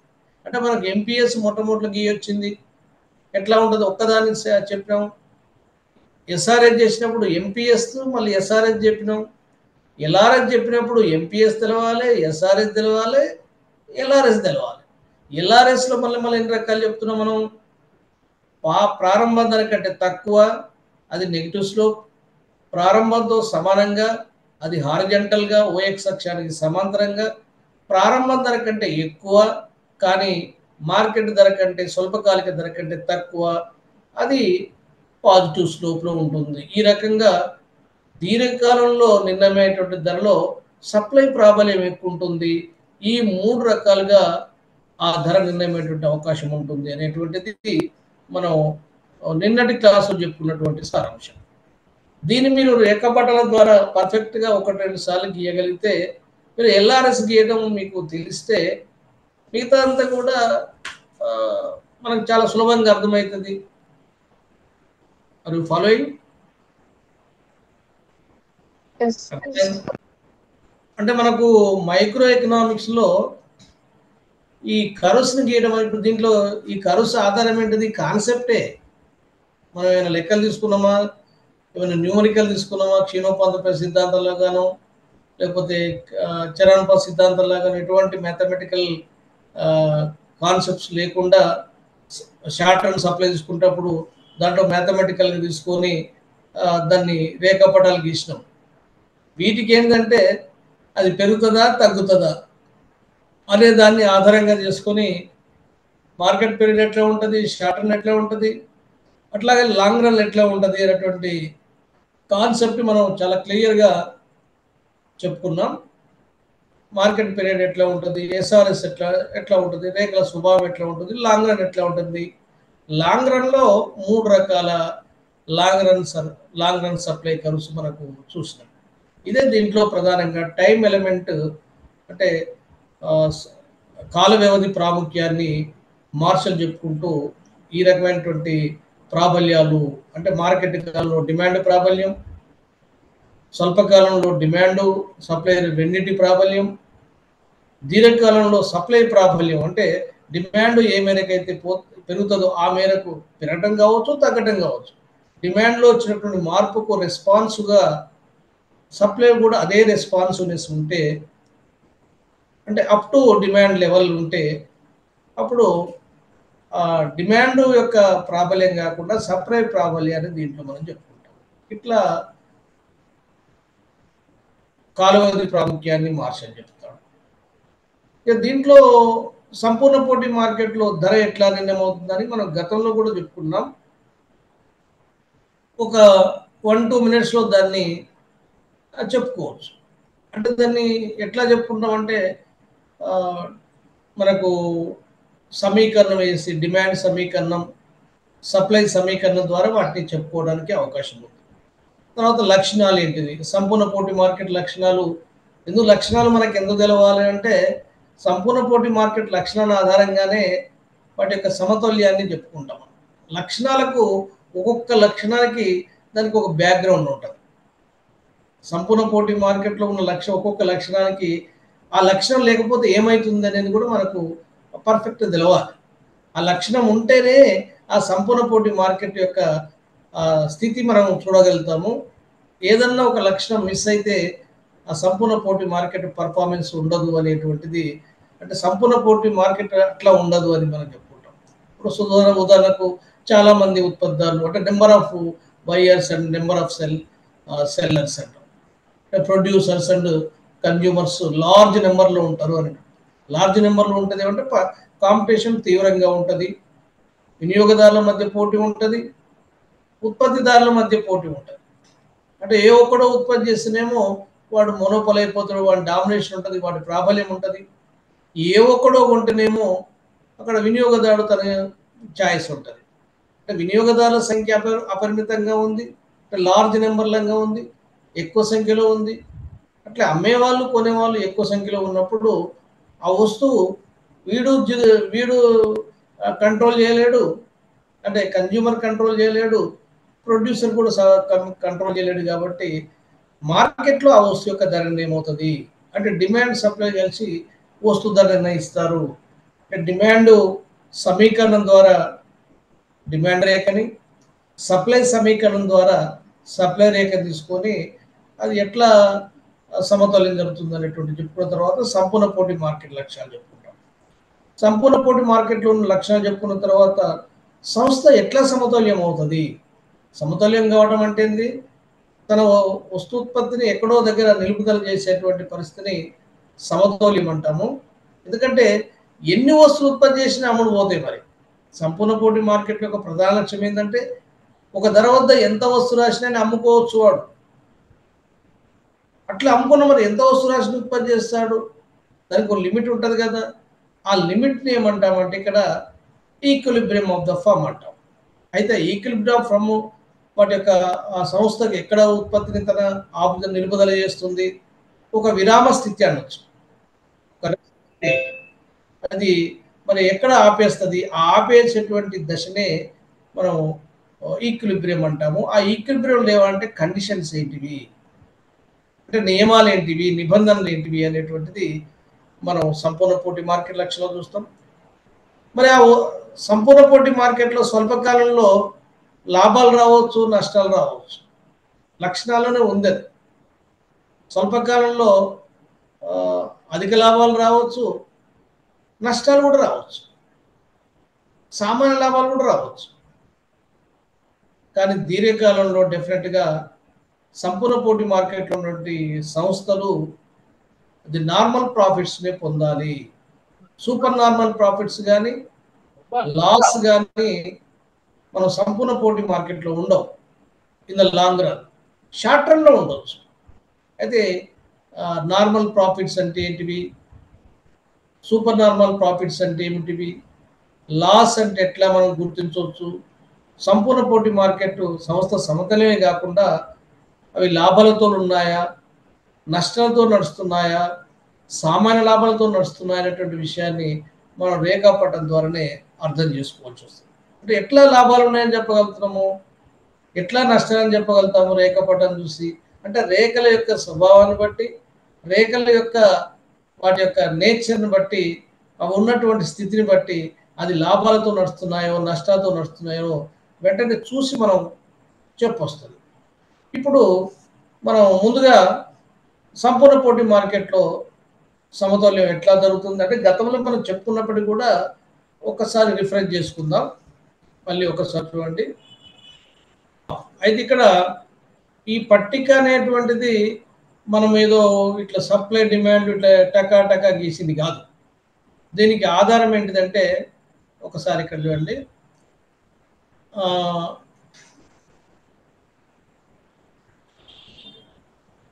క్యూడి క్యూఎస్ ఈ రెండు ఫంక్షన్స్ ఉన్నాయి దీంట్లో. అంటే డిమాండ్ ఫంక్షన్ ఉంది, సప్లై ఫంక్షన్ ఉంది. ఎక్స్ వస్తు యొక్క డిమాండ్, ఎక్స్ వస్తు యొక్క సప్లై సంబంధించినటువంటి అంటే దీని ఫంక్షన్ చూడండి. QD is equal to 30 - 5p అనేది demand function. QD is equal to 30 - 5p అనేటువంటి మైనస్ గుర్తుంటే అది డిమాండ్ ఫంక్షన్. తర్వాత సప్లై ఫంక్షన్ ఏముంది ఇక్కడ, 10 + 5p, 10 + 5p. QS is equal to 10 + 5p. అంటే దీని అర్థం ఏంటిదంటే ఈ 30 ఏం చెప్తుందంటే ఎప్పుడైతే ప్రైస్ కనుక 0 ఉంటుందో, వస్తువు యొక్క ఉచిత వస్తువు అయిందనుకో, దాన్ని ఎంత డిమాండ్ చేస్తున్నాము, 30 డిమాండ్ చేస్తున్నాం అని ఈ మొట్టమొదటి చెప్తుంది. ఫస్ట్ 30 అంటే డిమాండ్ సమీకరణలో ఉన్నటువంటి 30 మొట్టమొదటి ఉన్నటువంటి 30 అనేటువంటిది డినోట్స్ ఏం విషయం చెప్తుంది మనకు, ఈ 30 అనేది వస్తువు యొక్క ధర 0 అయినప్పుడు అయ్యే డిమాండ్ చెప్తుంది. అందుకే ఇక్కడ 0 ధర వద్ద 30 వస్తువులు డిమాండ్ చేస్తున్నాయి. ఇక్కడ గుర్తుపెట్టాం ఒకటి. డిమాండ్ రేఖను గీయాలంటే ఫస్ట్ 0కు 30 ఇక్కడ గీసినాం. తర్వాత ఈ ఏ ధర వద్ద 0 డిమాండ్ అవుతుంది అంటే ఇక్కడ మనకు డిమాండ్ రేఖను గీయని చూసాం చూడండి. అంటే 0 ధర ఉంటే 30 వస్తువులు, ఇక్కడ -5 అని ఏం చెప్తుంది, పి దగ్గర ఉన్నటువంటి -5 ఏం చెప్తుంది అంటే ప్రతి రూపాయి ధర పెరుగుతూ ఉంటే 5 వస్తువుల డిమాండ్ తగ్గుతుంది అని చెప్తుంది. అంటే ఇక్కడ ₹1 కానీ 5 వస్తువులు తగ్గినాయి, ఇక్కడ 25కి వచ్చింది, ఇంకో రూపాయికు 20 వచ్చింది, ఇంకో రూపాయి పెరిగితే 15 వచ్చింది, 4 10 వచ్చింది, 5 అయింది, 6 0 అయింది. అంటే ₹6 వద్ద 0 డిమాండ్ అయింది, ఇది ₹6. ఇదేం ప్రైస్, ఓవర్ మీద ప్రైస్ ₹6ని 30ని రెండింటిని కలిపితే వచ్చినటువంటి రేఖనే డిమాండ్ రేఖ.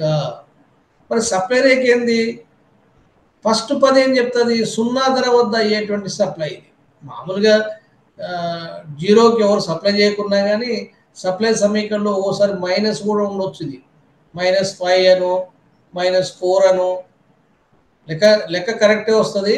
ఇక్కడ పాజిటివ్ ఉండొచ్చు, నెగిటివ్ ఉండొచ్చు, కానీ డెఫినెట్గా పి పక్కన ఉన్నటువంటి సంఖ్య దగ్గర అది ప్లస్ ఉండాలి సప్లై రేఖకు. ఇదేం ఉండాలి, మైనస్ ఉండాలి. అంటే అది సప్లై రేఖ అని మనం ఎట్లా తెలుస్తుంది, పి దగ్గర ఉన్న సంఖ్య పక్కన ప్లస్ గుర్తు ఉంటే అది సప్లై రేఖ, మైనస్ గుర్తు ఉంటే అది డిమాండ్ రేఖ. అంటే ఫస్ట్ దేంతో స్టార్ట్ అయింది, 0 ధర వద్ద 10 ఇక్కడ స్టార్ట్ చేసినాం. ప్రతి రూపాయి ఎంత పెరుగుతుంది, +5 పెరుగుతుంది. ఇక్కడ నేను తగ్గుతుంది. ప్రతి రూపాయి ధర పెరుగుతూ ఉంటే వినియోగదారుడు తగ్గిస్తుంటాడు డిమాండ్ని, ప్రతి రూపాయి పెరుగుతూ ఉంటే ఉత్పత్తిదారుడు 5 వస్తువుల్ని సప్లై చేస్తాడు. అందుకనే 0 దగ్గర 10, ₹1 కానీ ఇంకో 5 పెంచిండు, ₹2 అయితే ఇంకొక 5 పెంచిండు, ఇంకొక 20 ఇంకో 5 పెంచి ఇట్లా పెంచుకుంటూ పోయాడు.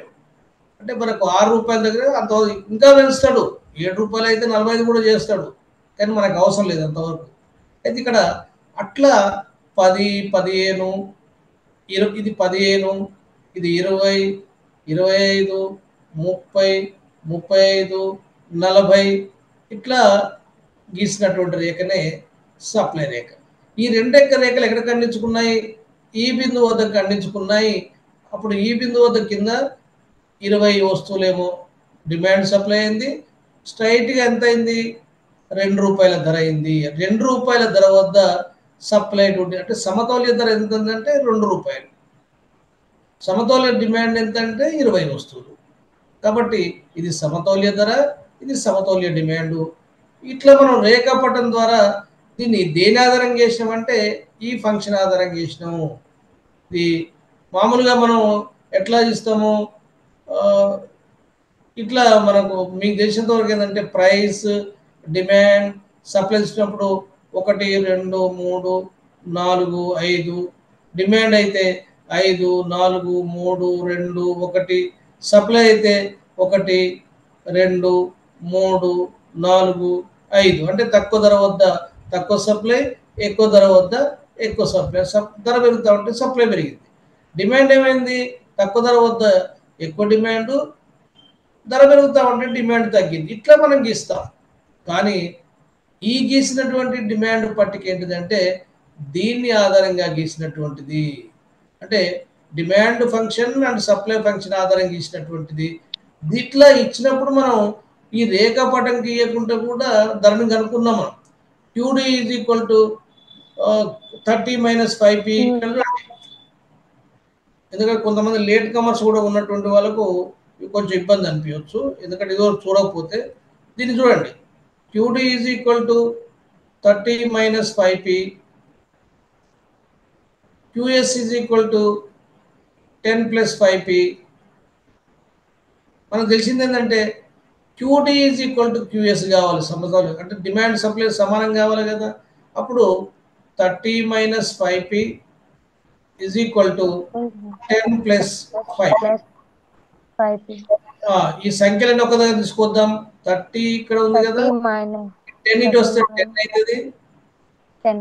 5 మైనస్ పోతే ఇక్కడ 5 + 5P అయింది. ఇది 10P అవుతుంది. ఇది 30 - 10 ఏమవుతుంది? 20 అవుతుంది. ఇప్పుడు ఇదేమో 20, P ఈజ్ ఈక్వల్ టు అప్పుడు ఏమవుతుంది? 20/10 అవుతుంది. అప్పుడు సమతౌల్య ధర ఎంత అయింది? 2 అయింది. సమతౌల్య రాశి ఎంత అయింది? 20 అయింది. ఇట్లా మనం లెక్క ద్వారా కూడా చేసుకోవడానికి అవకాశం ఉంది. అంటే సంపూర్ణ పోటీ మార్కెట్లో ఉండేటువంటి వస్తువు యొక్క ధర, వస్తు రాశి సమతౌల్యం అనేటువంటిది దేని ఆధారంగా మనం గీయగలిగినాము? Demand function and supply function ఆధారంగా గీయగలిగినాము. ఇది మనం దీంట్లో చూసినటువంటి అంశం. అయితే దీని తర్వాత మనకు సంపూర్ణ పోటీ మార్కెట్ లక్షణాలకు సంబంధించినటువంటి కూడా చూడాల్సి వస్తుంది. ఈ సంపూర్ణ పోటీ మార్కెట్ లక్షణాల విషయానికి వచ్చినట్లయితే మీరు ఒక్కొక్క లక్షణాన్ని జాగ్రత్తగా పరిశీలించండి. Large number of buyers and sellers అంటే కొనుగోలుదారులు ఎక్కువ ఉంటారు, అమ్మకందారులు ఎక్కువ. అనేక మంది అమ్మకందారులు, అనేక మంది కొనుగోలుదారులు. మీరు ఇంగ్లీష్లో కూడా వినాలి, ఎందుకంటే పేపరు బోత్ మీడియాస్ వస్తుంది కాబట్టి. Large number of buyers and large number of sellers. ఆ వస్తువు ఎట్లా ఉంటుంది? హోమోజినియస్ ఉంటుంది. దాన్ని సజాతీయ వస్తువు అంటాం. మూడో లక్షణం ఏంది? సంస్థలు పరిశ్రమలోనికి ప్రవేశించడం, నిష్క్రమించడం సులభం. అంటే పరిశ్రమ అంటే ఏంది? ఒకే వస్తువు తయారు చేసేటువంటి ఒక 200 సంస్థలు అనుకుందాం. ఈ 200 సంస్థలు కూడా ఎక్స్ అనేటువంటి వస్తువులు తయారు చేస్తున్నాయి. దీంట్లో 1 నుంచి 200 ఉన్నాయి. వీటన్నిటి కలిపితే మనం ఏమంటాము? ఇండస్ట్రీ అంటాం, లేదా పరిశ్రమ అంటాం. ఒకదాన్ని ఏమంటాం? దాంట్లో ఏదో ఒకటి తీసుకుంటే దాంట్లో 1ది కావచ్చు, 2ది కావచ్చు, 50ది కావచ్చు. దీని నెంబర్ ఇది. ఈ ఒక్కదాన్ని తీసుకుంటే ఏమంటాం? ఫర్మ్ అంటాం, సంస్థ. ఇవన్నీ కూడా ఎటువంటి తయారు, ఏ వస్తువు తయారు చేయాలి? ఒకే రకమైన ఎక్స్ వస్తువును తయారు చేయాలి. అవి ఎట్లా ఉండాలి? సజాతీయంగా ఉండాలి. అయితే ఈ ఈ 200 దాంట్లో ఉన్నాయి. 200 అనే లిమిట్ కాదు ఇక్కడ, 1 నుంచి 200 ఉన్నాయి.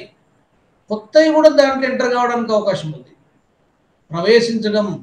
దీంట్లో ఉన్నవి కూడా బయటికి పోవడానికి అవకాశం ఉంది. ఎగ్జిట్ అండ్ ఎంట్రీ ఫ్రీ, అంటే ఫ్రీ ఎంట్రీ అండ్ ఎగ్జిట్, ఎటువంటి బలవంతం లేదు. దాంట్లో పోయి ఉత్పత్తి చేసుకోవచ్చు, ఇష్టం లేకపోతే బయటకు రావచ్చు. ఎందుకంటే సంస్థలు పరిశ్రమలోనికి ప్రవేశించడం, నిష్క్రమించడం చాలా ఈజీగా చెప్పుకుంటాం మనం. అంటే ఫ్రీ ఎంట్రీ అండ్ ఎగ్జిట్ అంటాం మనం. ఎందుకని ఈ లక్షణాలు పెట్టిండ్రు అనేటువంటి దాన్ని కూడా డిస్కస్ చేద్దాం. ఉత్పత్తి కారకాల గమనశీలత అంటే ఫ్యాక్టర్స్ ఉంటాయి కదా, factors of production, mobility, free. అంటే ఎక్కడ ఏ దాంట్లో, ఇప్పుడు దీంట్లో అనేకమైనటువంటి సంస్థలు ఉన్నాయి. దేంట్లో అంటే దాంట్లో పనిచేయడానికి శ్రామికులకు కానీ, మూలధనానికి కానీ, వ్యవస్థాపనకు కానీ, భూమికి కానీ, ఈ ఉత్పత్తి కారకాలకు ఎక్కడంటే అక్కడ పనిచేయచ్చు. ఎక్కడ వేతనాలు ఎక్కువిస్తే శ్రామికుడు పోయి పనిచేయచ్చు. అంటే ఇక్కడ ఏంది? మొబిలిటీ, ఫ్రీ మొబిలిటీ ఉంటుంది. ఎక్కడ వేతనాలు ఎక్కువ ఇస్తే అక్కడ శ్రామికుడు వెళ్తాడు. తర్వాత ఇవి ఎటువంటి నిర్బంధాలు ఉండవు, అంటే రిస్ట్రిక్షన్స్, ఈ లైసెన్సులు, ఇటువంటి నిర్బంధాలు ఉండవు. ఇవి జనరల్గా ఇవి ఉండేటువంటి లక్షణాలు కూడా ప్యూర్ కాంపిటీషన్ ఉంటాయి ఈ 5.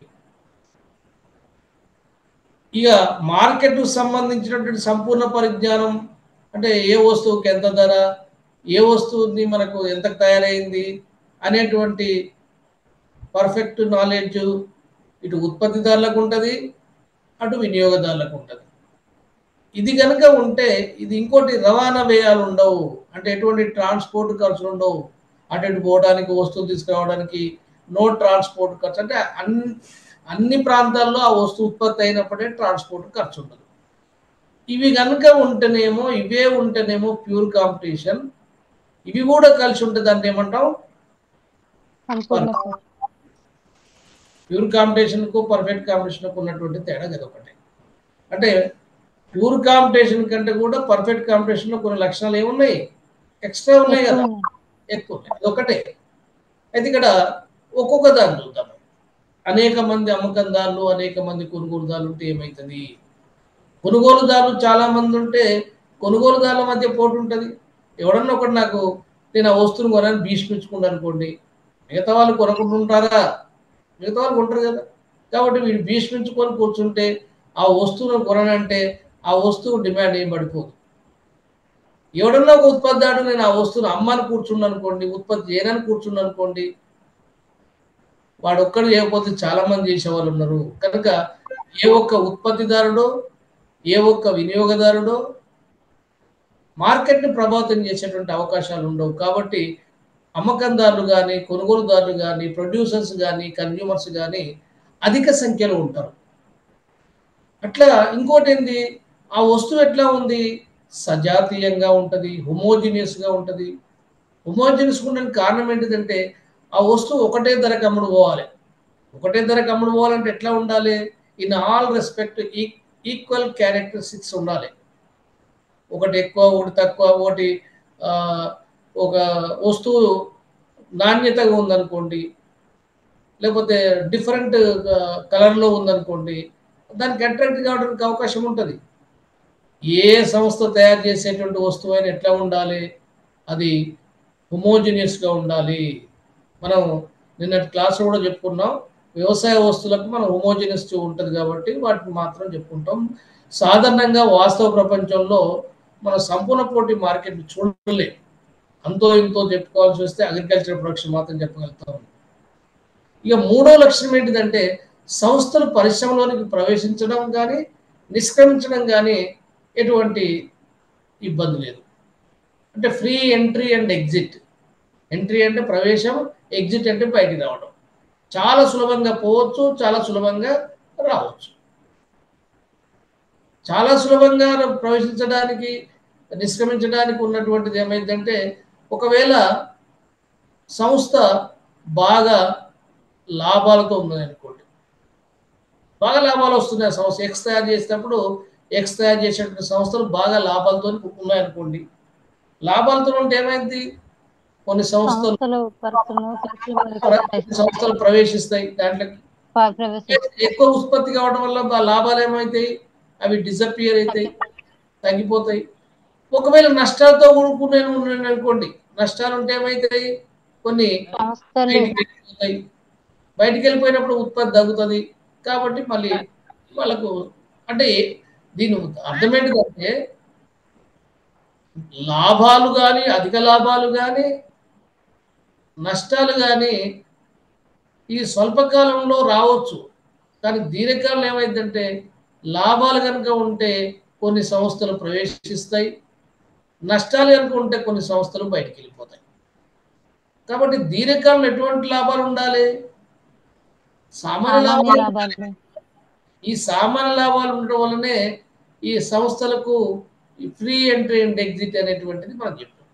అట్లాగే ఉత్పత్తి కారకాలు కూడా అన్నిటికీ వేతనాలు కానీ, వడ్డీ కానీ, బాటకం కానీ అన్నిటి కూడా ఒకే రకంగా ఉన్నప్పుడే వస్తువులకు ఒకే రకమైన ధర ఉంటుంది. కాబట్టి ఎవడన్నా తక్కువ ఇచ్చింది అనుకోండి, ఎక్కువ ఇచ్చిన కాడిపోతాం. అంటే ఉత్పత్తి కారకాలకు కూడా మొబిలిటీ ఎక్కువ ఉంటుంది, ఉత్పత్తి కారకాల గమనశీలత ఉంటుంది. నిర్బంధాలు లేనటువంటి మార్కెట్, అంటే ఎటువంటి లైసెన్స్లు ఇటువంటివి రిస్ట్రిక్షన్స్ ఇట్లా ఉండవు. మార్కెట్కు సంబంధించినటువంటి పర్ఫెక్ట్ నాలెడ్జ్ ఉంటుంది, ఏ వస్తువుకి ఎంత అమ్ముతుందో. అంటే ఎవడు కూడా ఉత్పత్తిదారుడు మోసం చేయడానికి వీల్లేదు. 10 రూపాయలు తేలిన వస్తువులకు 15 రూపాయలకు అమ్మడానికి వీల్లేదు. పోనీ తక్కువగా వీడు అడగడానికి కూడా వీల్లేదు. 10 రూపాయలు తయారైతే 9కి ఇస్తామని బేరం చేయడానికి కూడా అవకాశం లేదు. ఎవరికి? వినియోగదారునికి. వాడు 11కి అమ్మలేడు, వీడు 9కి అడగలేడు. డెఫినెట్గా ఈ వస్తువు 10 రూపాయలు తయారైందని ఎవరిని తెలవాలి? వినియోగదారుని తెలవాలి, ఇంకోటి తెలవాలి, ఉత్పత్తిదారుని తెలిసిపోయింది కదా. అంటే ఉత్పత్తిదారుడు ఎట్లా తయారు చేసింది కాబట్టి వాడు తెలిసింది. మార్కెట్కు సంబంధించిన సంపూర్ణ పరిజ్ఞానం ఇటు వినియోగదారులకు ఉంటుంది, అటు ఉత్పత్తిదారులకు ఉంటుంది. కాబట్టి ఇష్టం వచ్చినటువంటి ధరలు పెట్టడం కానీ, ఆ ధరలు తక్కువ కానీ ధరలు ఎక్కువ కానీ పెట్టడానికి వీల్లేదు, అంటే నిర్ణయించడానికి వీల్లేదు. ఆ నిర్ణయం కూడా ఎక్కడ నిర్ణయం అయింది? మార్కెట్లో నిర్ణయం అవుతుంది. ఆ మార్కెట్లో కూడా ఎట్లా నిర్ణయం అవుతుంది? సప్లై డిమాండ్ కలిసి నిర్ణయిస్తాయి. అందుకని ఎవరు కూడా నిర్ణయం చేయలేరు ధరని. Nobody is price maker, everybody is price taker under perfect competition అని నేను చెప్పుకున్నాం. రవాణా వ్యయాలు ఉండవు, ట్రాన్స్పోర్ట్ ఖర్చులు ఉండవు. ట్రాన్స్పోర్ట్ ఖర్చులు ఎందుకు ఉండవు అంటే, ఆ వస్తువు అన్ని ప్రాంతాల్లో ఉత్పత్తి అయినప్పుడు ఇక ట్రాన్స్పోర్ట్ ఖర్చులు ఎందుకు? కాబట్టి ఈ లక్షణాలు కూడా మనకు బిట్కొచ్చులు అయ్యేటప్పుడు డిఫరెంట్ యాంగిల్స్లో అడిగేటువంటి అవకాశం ఉంది. లేకపోతే కొన్ని దీంట్లో అనేక మంది అమ్మకందాలు ఒక 5-6 ఇచ్చేసి దీంట్లో సంపూర్ణ పోటీ మార్కెట్ లక్షణం కానిది ఏంటిది అంటాడు. ఉత్పత్తి కారక గమనశీలత ఉండదు అంటాడు. దీన్ని నెగిటివ్ ఇస్తారు. దీన్ని ఉత్పత్తి కారకాల గమనశీలత ఉండదని ఇచ్చేసి మీ అన్ని కట్టు ఇచ్చేసి దీంట్లో సరికానిది ఏది అంటాడు. అప్పుడు మనం దాన్ని లక్షణాలు మనకు పర్ఫెక్ట్గా తెలిసినప్పుడే దీన్ని ఇక్కడ, లేకపోతే సజాతీయ వస్తువు బదులుగా వస్తు వైవిధ్యం ఉంటుంది అంటాడు. మిగతా అన్ని కూడా కరెక్ట్ చేసి దాంట్లో ఒకటి తప్పిస్తాడు. లేకపోతే సరి అయినవి ఏవి అని చెప్పి నెంబర్ 1, 2, 3 సరి అయినాయా, 2, 3, 4 సరి అయినాయా ఇట్లా కూడా అడుగుతారు. వాళ్ళు ప్రశ్నని జవాబు ఎట్లా అడిగినా కానీ మనకు అసలు సరైన జవాబు ఏందో తెలిస్తే, ఆ లక్షణాలు ఏందో తెలిస్తే, సరైనటువంటి సమాచారం మనకు ఉంటే ప్రశ్న అడిగేటువంటి విధానం ఎట్లా ఉన్నా కానీ మనం దాన్ని సమాధానం రాయడానికి అవకాశం ఉంటుంది. ఈ రకంగా సంపూర్ణ పోటీ మార్కెట్ లక్షణాలకు సంబంధించినటువంటిది. ఇక మనకు సంపూర్ణ పోటీ మార్కెట్లో సంస్థ సమతుల్యం ఎట్లా జరుగుతుంది? చాలా ఈజీగా ఉండేటువంటి ఇంకొక అంశం ఏంటంటే, ఈ కంటెంట్ అంటే తర్వాత చూద్దాం మనం. ఇక్కడ ఓ అక్షం మీద ధర, రాబడి, వ్యయం తీసుకున్నాం. ఓఎక్స్ అక్షం మీద వస్తురాశి ఉత్పత్తి తీసుకున్నాం.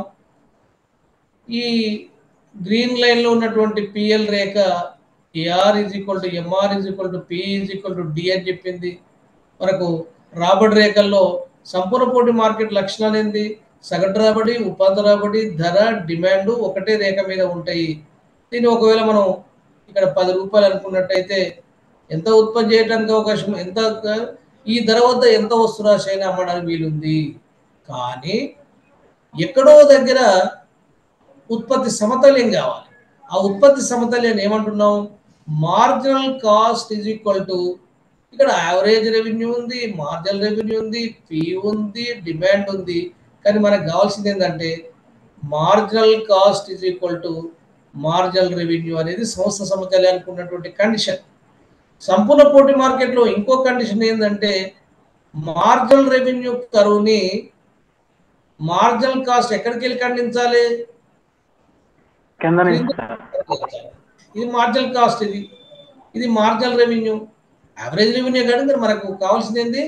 Marginal revenue. కాబట్టి మార్జినల్ రెవెన్యూ కరువుని ఇది కిందికి వెళ్ళి ఖండించాలి. ఎందుకంటే ఇక్కడ పైకి వెళ్ళి ఆర్ దగ్గర పైకి వెళ్ళి ఖండించింది, ఇది ఆర్ ఖండించింది కానీ ఇది సమతుల్యం ఇది కాదు. ఎందుకు కాదంటే అది ఎక్కడికి వెళ్ళి ఖండించాలి? ఈ బిందువు వద్ద కిందికి వెళ్ళి ఖండించింది. కాబట్టి సంస్థ సమతుల్యం ఎంత? ఓక్యూనే. అంటే రెండు కండిషన్స్ మనకు. ఒకటి, సంపూర్ణ పోటీ మార్కెట్లో సంస్థ సమతుల్యం చెందాలంటే మార్జినల్ కాస్ట్ మార్జినల్ రెవెన్యూ సమానం కావాలి. రెండో కండిషన్ ఏంటిది? మార్జినల్ రెవెన్యూ కరువుని మార్జినల్ కాస్ట్ కరువు కిందికి వెళ్ళి ఖండించాలి. ఈ మార్జినల్ కాస్ట్ కరువు ఏ ఆకారంలో ఉంది? యు ఆకారంలో ఉంది. యు ఆకారంలో ఎందుకని ఉంటాయి? తగ్గుతున్న వ్యయాలు, స్థిర వ్యయాలు, పెరుగుతున్న వ్యయాలు. కాబట్టి అంటే సంస్థ సమతుల్యం చెందడానికి సంపూర్ణ పోటీ మార్కెట్లో ఉన్నటువంటి రెండు కండిషన్స్ మనకు తెలవాలి. అదే ఏకస్వామ్యంలో కానీ ఇంకా మిగతా మార్కెట్లో కిందికి వెళ్ళి ఖండించాలనేది ఏం రూల్ ఏమి ఉండదు. ఒక సంపూర్ణ పోటీ మార్కెట్ మాత్రమే అది ఓఎక్స్ అక్షానికి సమాంతరంగా ఉంటుంది కాబట్టి పైకి వెళ్ళి ఖండిస్తుంది. కాబట్టి ఇది తప్పనిసరిగా కిందికి వెళ్ళి ఖండించినటువంటి బిందువును మాత్రమే మనం సంస్థ సమతుల్యాన్ని తీసుకుంటాం. ఇది మరి లాభాలతో ఉందా నష్టాలతో ఉందా దీంట్లో చెప్పగలుగుతాం మనం? ఈ సంస్థ ఇది సాధారణ లాభాలు, ఇది సాధారణ లాభాలతో ఉందా, లేకపోతే అధిక లాభాలతో ఉందా, లేకపోతే నష్టాలతో ఉందా అని చెప్పగలుగుతామా దీన్ని ఈ రేఖపట్టం ద్వారా? మీకు ఏమనిపిస్తుంది? చెప్పొస్తుందా చెప్పరాదా?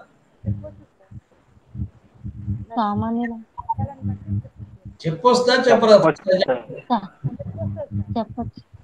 ఏసీ కూడా ఉంటే చెప్పొస్తా. ఏసీ కూడా ఎవరు చెప్పొచ్చు? యావరేజ్ కాస్ట్ అంటే చెప్పొస్తా. యావరేజ్ కాస్ట్ అంటే చెప్పొచ్చు. Very good, very good, very good.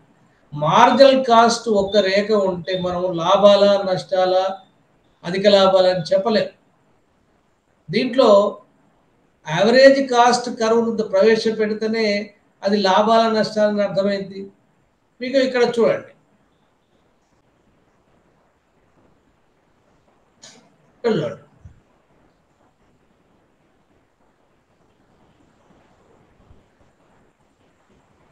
ఇది మార్జినల్ కాస్ట్, ఇది ఆర్ అన్నాం, ఇక్కడ ఈ అన్నాం, ఇది AR is equal to MR is equal to P is equal to D అన్నాం. తర్వాత సంస్థ సమతుల్యాన్ని గీసినాం. ఓకే, మనం ఇంతకుముందు గీసుకున్నటువంటి సంస్థ సమతుల్యాన్ని గీసుకున్నాం. దీన్ని ఈ రేఖని పిఎల్ రేఖ అన్నాం, దీన్ని క్యూ అన్నాం, ఓక్యూ, ఓవై, ఓఎక్స్. ఇప్పుడు దీంట్లో ఈ సంస్థ ఉత్పత్తి చేసిన వస్తురాశి ఎంత? ఓక్యూ. సంస్థ ఉత్పత్తి చేసిన ఎంత? ఓక్యూ. మరి సగటు రాబడి ఎంత? మొత్తం ఓక్యూ ఇంటూ ఏఆర్ ఏమొస్తుంది? ఓక్యూ ఇంటూ ఏఆర్ ఏమొస్తుంది? మొత్తం వస్తురాశిని సగటు రాబడితో గుణిస్తే ఏమొస్తుంది? టోటల్ రెవెన్యూ వస్తుంది కదా. వస్తారా రాదా? దీన్ని ఒక 100 వస్తువులు అనుకుందాం. ఈ 100 వస్తువులు అనుకుందాం. దీని ధర 10 రూపాయలు అనుకుందాం. మరి లాభం కావాలంటే ఏం కావాలి? Total revenue minus total cost కావాలి. అప్పుడు ప్రాఫిటా ఏం తెలుస్తుంది మనకు. లాభం మనకు రాబడి అయితే 1000 రూపాయలు వచ్చింది. మరి టోటల్ కాస్ట్ అంటే ఏం రావాలి మనకు? యావరేజ్ కాస్ట్ తెలవాలి, తర్వాత క్వాంటిటీ తెలవాలి. క్వాంటిటీ మనకు తెలుసు, ఎంత quantity? OQ is the quantity లేదా 100. మరి what about AC average cost ఎంత? యావరేజ్ కాస్ట్ దీంట్లో మార్జినల్ కాస్ట్ ఉంది కానీ యావరేజ్ కాస్ట్ లేదు. యావరేజ్ కాస్ట్ రేఖ దీంట్లో గీస్తే లాభమా నష్టమా తెలుస్తుంది. చూడండి, ఇక్కడ ఒక యావరేజ్ కాస్ట్ నేను గీస్తున్నాను, ఇక్కడ యావరేజ్ కాస్ట్ ఇక్కడ గీశాను. యావరేజ్ కాస్ట్ ఉండాల్సిన లక్ష్యం ఏంది? యావరేజ్ కాస్ట్ ఎప్పుడైనా మార్జినల్ కాస్ట్ ఎక్కడికి వెళ్ళి ఖండించుకుంటూ పోవాలి? కనిష్ట బిల్లు. ఇప్పుడు చెప్పండి, యావరేజ్ కాస్ట్ ఎంత ఉందో? యావరేజ్ కాస్ట్ చెప్పగలుగుతారు ఎవరన్నా? యావరేజ్ కాస్ట్ చేయాలంటే మనం ఏం చేయాలి? ఈ ఉత్పత్తి బిందువుని మనం ఇది టచ్ అయ్యేంత వరకు పెంచాలి. పెంచావా? ఇప్పుడు ఒక్కొక్క వస్తువు మీద అయ్యేటువంటి ఖర్చు ఎంత అనేది ఇది చెప్తారు. సపోజ్ ఇది మనం 10 అనుకుందాం, ఇప్పుడు ఇదేమైంది? 15 అయింది. అంటే టోటల్ రెవెన్యూనేమో 1000, టోటల్ కాస్ట్ ఎంత అయింది? 100 × 15. 100 × 15, ఇది 15. అంటే 100 × 15 ఎంత అయింది? 1500. అంటే టోటల్ రెవెన్యూ 1000, 1500 కాస్ట్. ఇప్పుడు ఏమైంది? అది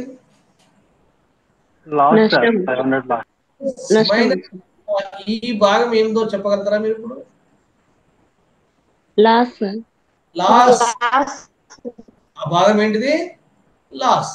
అంటే నష్టాలు కనుక ఉంటే యావరేజ్ రెవెన్యూ పై భాగంలో యావరేజ్ కాస్ట్ ఉంటుంది. చూడండి పైన, అంటే ఎక్కువ ఉంటుంది. యావరేజ్ రెవెన్యూ అనేటువంటిది పిఎల్ రేఖలోనే ఉంది, కానీ యావరేజ్ కాస్ట్ అనేది ఎక్కడ ఉంది? పై భాగంలో ఉంది. యావరేజ్ రెవెన్యూ ఓఎక్స్ అక్షానికి సమాంతరంగా ఉంది, కానీ యావరేజ్ కాస్ట్ అనేది యు ఆకారంలో ఉంటుంది. ఇది ఇంతవరకు వచ్చేసి ఇది ఈ అంటే ఇది ఈ వరకు. అప్పుడు ఇక్కడ 10 రూపాయలు అంటే ఇక్కడ 15 రూపాయలు. ఒకవేళ మనకు లాభాలుతో ఉన్నటువంటి సంస్థ అనుకుందాం, అప్పుడు యావరేజ్ కాస్ట్ ఎక్కడ ఉండాలి?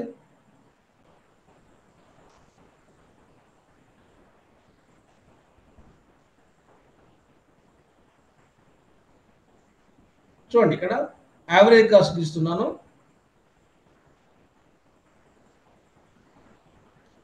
యావరేజ్ కాస్ట్ సమతుల్యం అవుతుంది. ఇది మార్జినల్ కాస్ట్, ఇది average revenue, marginal revenue, P and D. సమతుల్య బిందు మాత్రం ఇదే. తర్వాత దీని యావరేజ్ కాస్ట్ ఎంత ఉందని చూడండి. ఇక్కడ ఇదేమో మనం పి అన్నాము, దీన్ని 10 రూపాయలు అన్నాము. ఇప్పుడు యావరేజ్ కాస్ట్ ఎంత ఉందని కానీ, ఒక్కొక్క వస్తువుటువంటి ఖర్చు ఎంత ఉందని కానీ దీన్ని ఒక P1 అందాం, దీన్ని 9 రూపాయలు అందాం. ఓక్యూ వస్తు రాశి ఇది 100.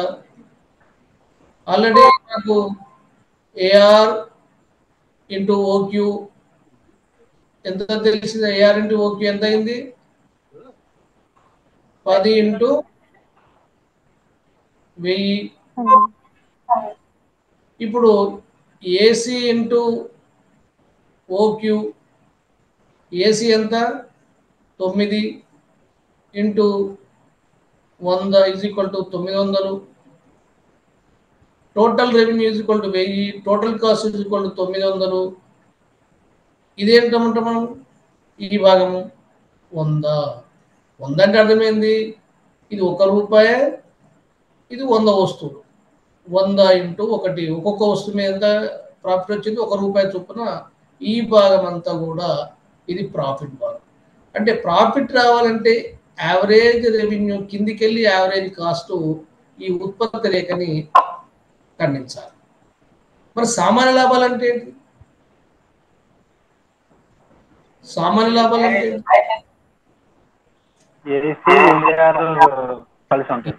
ఏసీ, ఏఆర్, ఎంసీ అన్నీ కూడా ఒక దగ్గర ఉండాలి. ఎట్లా చూడండి ఒకసారి.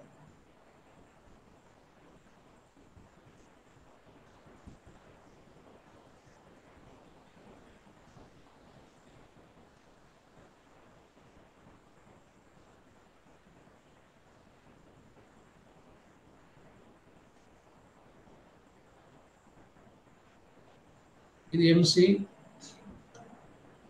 AR, MR, P, D. ఇది సంస్థ సమతుల్యం. ఇది ఉత్పత్తి. ఇప్పుడు నేను ఏసీకి ఇస్తాను చూడండి. ఏసీ ఎట్లా ఉండాలి? ఇది మళ్ళీ ఏసీ రేఖ కనిష్ట బిందువు కూడా ఎంసీ పోవాలి. ఇప్పుడు దీంట్లో AR is equal to AC, TR is equal to TC, 1000 is equal to 1000. అంటే ఎంతైతే రాబడి వచ్చిందో అంతే ఖర్చు అయింది. దీన్ని ఏమంటామంటే మనం సామాన్య లాభాలు అంటాం. అంటే సామాన్య లాభాలు ఇంకేంటి? ఖర్చు ఎంత అయింది, రాబడి ఎంత అయినప్పుడు లాభాలు ఎక్కడ అంటే ఉత్పత్తి ఖర్చులు దేంట్లో ఉంటాయి? వ్యయాల్లో కలిసి ఉంటాయి. ఎట్లాగైతే శ్రామికుని వేతనం, మూలధనానికి వడ్డీ, భూమికి బాటకం ఇస్తారో వ్యవస్థాపనకి ఇచ్చేటువంటి సామాన్య లాభాలు కూడా ఖర్చులో కలిసి ఉంటాయి. అందుకని సామాన్య లాభాలు అంటే టోటల్ రెవెన్యూస్ కూడా టోటల్ కాస్ట్. ఇంకా మనకి ఇక్కడ ఎక్స్ట్రా ఏమి ఉండదు. 1000 రెవెన్యూ వచ్చింది, 1000 ఖర్చు అయింది. అప్పుడు దాన్ని ఏమంటామంటే నార్మల్ ప్రాఫిట్స్ అంటాం. ఇక్కడ గుర్తుంచుకోవాల్సిన విషయం ఇది. ఇక్కడ normal profit is nothing but total revenue is equal to total cost. Super normal profits అంటే అర్థం ఏంటంటే total revenue is greater than total cost. Loss అంటే total revenue is less than total cost. ఈ రకంగా ఈ లాభాలకు, అధిక లాభాలకు అధిక నష్టాలకు యావరేజ్ కాస్ట్ పై భాగంలో ఏఆర్ పై భాగం ఉంటే అధిక నష్టాలు, ఏఆర్ రేఖ కనుక కింద, ఏఆర్ రేఖ కింద ఏసీ రేఖ ఉంటే లాభాలు, అధిక లాభాలు అంటాం. దాన్ని సూపర్ నార్మల్ ప్రాఫిట్స్ అంటాం. ఏఆర్ ఏసీలు కనుక సమానంగా ఎంసీ దగ్గరనే సంవత్సర సమతల బిందు దగ్గర ఉంటే, అంటే AR is equal to AC అయినప్పుడు టీఆర్ ఈజ్ ఈక్వల్ టీసీ కాబట్టి వాటి నార్మల్ ప్రాఫిట్స్ అంటాం. నార్మల్ ప్రాఫిట్స్ ఎక్కడ ఉంటే కలిసి ఉంటాయంటే ఎట్లాగైతే శ్రామిక వేతనాలు, మూలధనానికి వడ్డీ, భూమికి బాటకం, ఉత్పత్తి వేల కలిసి ఉంటాయో వ్యవస్థాపనకు ఇచ్చేటువంటి సామాన్య లాభాలు కూడా ఉత్పత్తి వేలో చేరుంటాయి. కాబట్టి టోటల్ రెవెన్యూ టోటల్ కాస్ట్ అవుతుంది. ఈ లాజిక్ మీకు తెలిసి ఉండాలి. ఈ రెండు రకాలు. ఇట్లా సంపూర్ణ పోటీ మార్కెట్లో దీర్ఘకాలంలో, స్వల్పకాలంలో ఎట్లా ఉండొచ్చు, లాభాలు రావచ్చు, నష్టాలు రావచ్చు, సామాన్య లాభాలు రావచ్చు. కానీ దీర్ఘకాలంలో ఎట్లా ఉండాలంటే అవి సామాన్య లాభాలతోనే ఉండాలి. Long run average cost, long run marginal cost, ఈ రెండు కూడా ఇంతకుముందు చూపించినటువంటి AR is equal to AC లాగా ఉన్నప్పుడు సంపూర్ణ పోటీ మార్కెట్లో సామాన్య లాభాలతో ఉంటాయి. ఈ రకంగా సంపూర్ణ పోటీ మార్కెట్ లక్షణాలు ఏంటిది, సంపూర్ణ పోటీ మార్కెట్ సంస్థ సమతలం ఎట్లా జరుగుతుంది, సంపూర్ణ పోటీ మార్కెట్లో స్వల్పకాలంలో అధిక లాభాలు, సామాన్య లాభాలు, నష్టాలు ఎట్లా ఉంటాయి, అయితే దీర్ఘకాలంలో మాత్రం సామాన్య లాభాలతోనే ఉండాలి అనేటువంటిది మనం సంపూర్ణ పోటీ మార్కెట్లో ప్రధానంగా డిస్కస్ చేసిన అంశం. ఓకే.